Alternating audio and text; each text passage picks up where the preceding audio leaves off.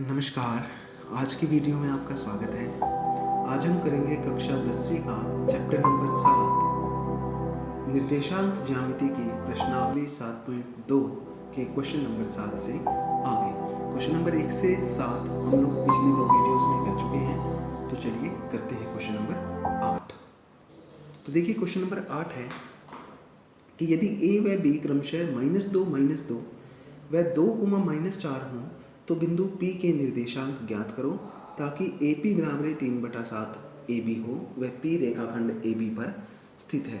देखिए ये क्वेश्चन बिल्कुल पीछे हमने जैसे क्वेश्चन किए बिल्कुल उनकी तरह से है, इसलिए मैं इसको पहले ही सोल्व कर चुका हूँ और आपको ताकि आसानी से इसको समझा दें। तो देखिए क्या है, मैं फिगर यदि आप लोगों को समझ में आ जाता है तो इस क्वेश्चन को करने में कोई दिक्कत नहीं है, क्योंकि बिल्कुल पीछे के क्वेश्चन की तरह है। तो देखिए क्या कहा उसने, AB एक रेखाखंड दिया है, P उसे विभाजित कर रहा है कुछ अनुपात में। उसने कहा है AP बराबर 3/7 AB है। इसका मतलब क्या है, देखिए AP बराबर 3/7 AB का मतलब है AP बटे AB बराबर 3/7, यानी AP और AB का अनुपात है 3:7, यानी AP जो है वो 3 भाग है और AB यानी पूरा जो है वो कितना भाग है, 7।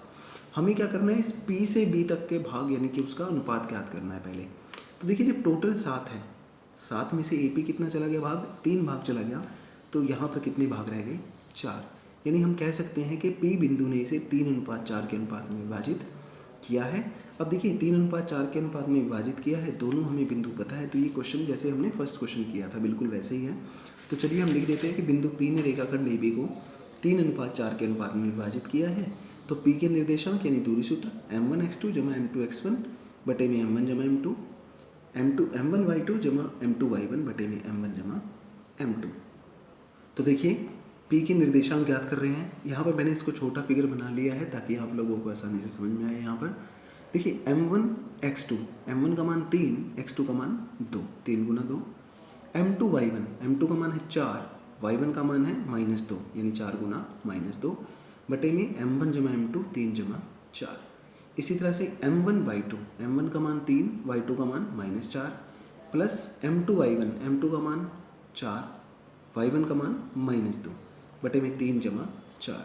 तो देखिए जोड़ेंगे 3 दूनी 6, -8, 6 में से 8 गए, माइनस के 2, नीचे कितना आया 3 और 4 7। इसी प्रकार से 3 को -4 से करेंगे -12 और 4 को -2 से करेंगे -8, यानी -12 और -8 -20 और नीचे जोड़ा था तो 3 जमा 4 कितना आ गया 7, यानी 20/7। तो ये आए हमारे बिंदु P के निर्देशांक। चलिए करते हैं क्वेश्चन नंबर 9। क्वेश्चन नंबर 9 है कि बिंदुओं A -2 2 व B -2 8 को जोड़ने वाले रेखाखंड AB को 4 बराबर भागों में विभाजित करने वाले बिंदुओं के निर्देशांक ज्ञात करो। तो देखिए मैंने फिगर बना लिया है, A बिंदु और B बिंदु, इसे जोड़ने वाला रेखाखंड AB। हमने मान लिया कि PQR इसे 4 बराबर भागों में बांटता है। तो हम लिख लेते हैं कि माना बिंदु P Q व R रेखाखंड AB को 4 बराबर भागों में विभाजित करते हैं। तो देखिए 4 बराबर भागों में अगर विभाजित करते हैं तो यदि इस पूरे फिगर से देखें तो A से लेकर P, P से लेकर Q, Q से लेकर R और R से लेकर B तक ये 4 बराबर भाग हैं। जब ये 4 बराबर भाग है तो ये 2 भाग बराबर है और ये 2 भाग बराबर है। इसका मतलब क्या है, Q जो है वो AB का मध्य बिंदु है। तो हम यहाँ लिख सकते हैं, यहाँ Q AB का मध्य बिंदु है। तो देखिए जब Q AB का मध्य बिंदु है तो हम Q के निर्देशांक निकाल देंगे। तो Q के निर्देशांक क्या होंगे, जो AB का मध्य बिंदु होगा, यानी कि फॉर्मूला क्या था, हमने किया था x1 जमा x2 बटे 2 और y1 जमा y2 बटे 2।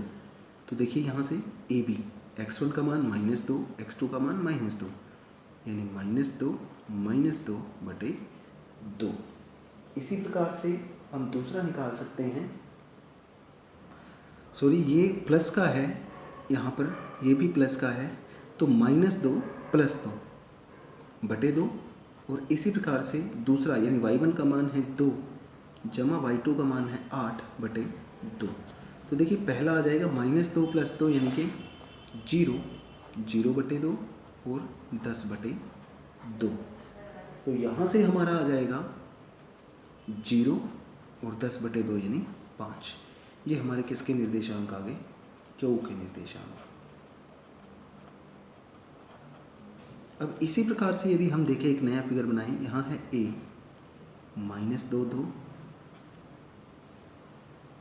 और ये क्यू था।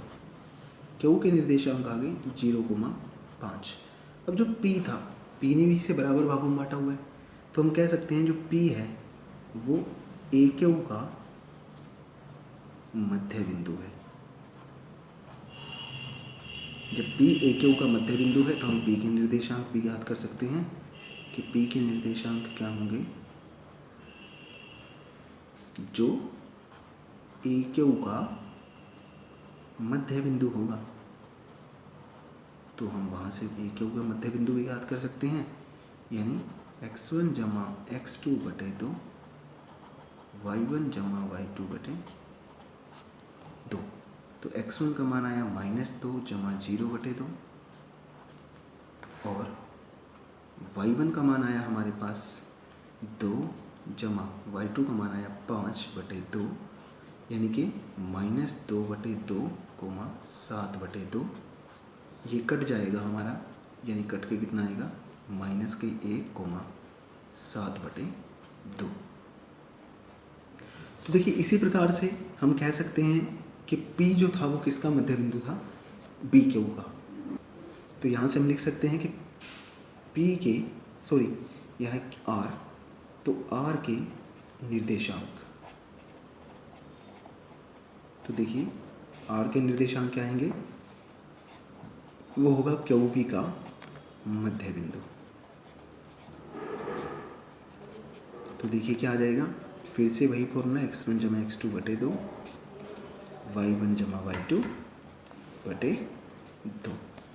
तो देखिए x1 का मान यहाँ से आया 0 जमा x2 का मान आया 2, पहले वाले दोनों बटे 2, y1 का मान आया 5 जमा y2 का मान आया 8 बटे 2। तो हमारे पास देखिए आ जाएगा 2 बटे 2, 13 बटे 2। ये हम काट सकते हैं, तो कितना आ गया देखिए हमारे पास 1, 13 बटे 2। तो ये हमारे किसके आए? R के निर्देशांक। तो इस प्रकार से जो P क्यू R था उसके निर्देशांक आ गए हमारे पास, और यही हमारे आंसर है। चलिए करते हैं क्वेश्चन नंबर 10, जो इस प्रश्नावली का लास्ट क्वेश्चन है। क्वेश्चन नंबर 10 है कि एक समचतुर्भुज का क्षेत्रफल ज्ञात करो जिसके शीर्ष इसी क्रम में 3 जीरो। देखिए ये क्वेश्चन भी बिल्कुल दोहरी सूत्र वाला ही प्रयोग करना है, इसलिए मैंने इसका एक पार्ट पहले ही कर लिया ताकि आप लोगों को थोड़ा सा टाइम वेस्ट ना हो इस वीडियो में। तो चलिए देखिए, समचतुर्भुज है हमारे पास, उसके शीर्ष दिए हुए हैं 3 0 4 5 -1 4 और -2 -1। तो देखिए विकर्ण, सबसे पहली बात है हमने विकर्ण निकाला है AC। क्यों निकाला है हमने? क्योंकि समचतुर्भुज का क्षेत्रफल जो होता है वो दो ही तरीकों से होता है।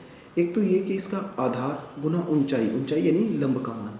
अब यहाँ लंब तो हम ज्ञात नहीं कर सकते, तो दूसरा मेथड यानी दूसरा फॉर्मूला ये है कि उसका फॉर्मूला होता है 1/2 गुना विकर्णों का गुणनफल। तो हम यहाँ विकर्ण ज्ञात कर सकते हैं, इसलिए हमने AC विकर्ण पहले ज्ञात कर लिया। तो विकर्ण AC देखिए दूरी सूत्र से हमें ज्ञात करना पड़ेगा, x2 - x1 का स्क्वायर प्लस y2 - y1 का स्क्वायर, सारे का वर्गमूल, जो हम पहली प्रश्नावली में करके आए हैं। तो x2 का मान है देखिए -1, x1 का मान है 3 यानी -1 - 3 का स्क्वायर, y2 का मान है 4, y1 का मान 0, तो 4 - 0 का स्क्वायर, यानी कितना आ गया हमारे पास -1 और -3 यानी -4 का स्क्वायर जमा 4 का स्क्वायर। तो 4 चौके 16, 4 चौके 16, 16 और 16 कितना आ जाएगा वर्गमूल 32।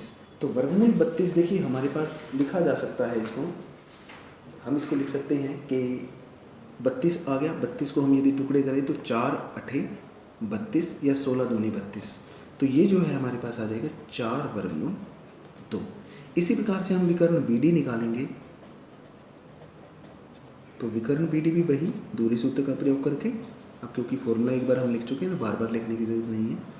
x2 माइनस x1 यानी -2 माइनस 4 का स्क्वायर जमा y2 माइनस y1 का स्क्वायर यानी -1 माइनस 5 का स्क्वायर।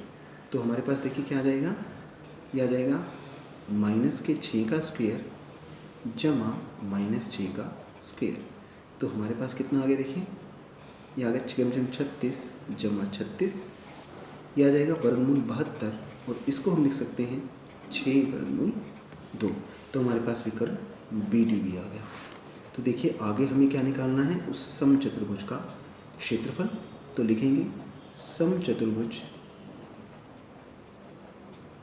का क्षेत्रफल बराबर है, क्या बताया था अभी भी, 1/2 गुना विकर्णों का गुणनफल। यानी हम कह सकते हैं कि 1/2 गुना AC गुना BD। ये देखिए क्या आएगा, 1/2 AC का मान आया हमारे पास 4 वर्गमूल 2, BD का मान आया 6 वर्गमूल 2, यानी हमारे पास आ गया 1/2 गुना 6 चौके 24 गुना वर्गमूल 2 को वर्गमूल 2 से करेंगे हमारे पास आ जाएगा 2। तो 2 से 2 कट गया, यानी उत्तर कितना आ गया 24 वर्ग इकाई हम लिख देते हैं इसको। तो हमारे पास ये आ गया समचतुर्भुज का क्षेत्रफल। ये था हमारे इस प्रश्नावली का सबसे लास्ट यानी 10वां क्वेश्चन। तो ये हुई प्रश्नावली 7.2। आशा है आप लोगों को ये प्रश्नावली और प्रश्नावली 7.1 समझ में आ रही होंगी। यदि कोई प्रॉब्लम है तो कमेंट में मुझसे क्वेश्चन पूछ सकते हैं। धन्यवाद।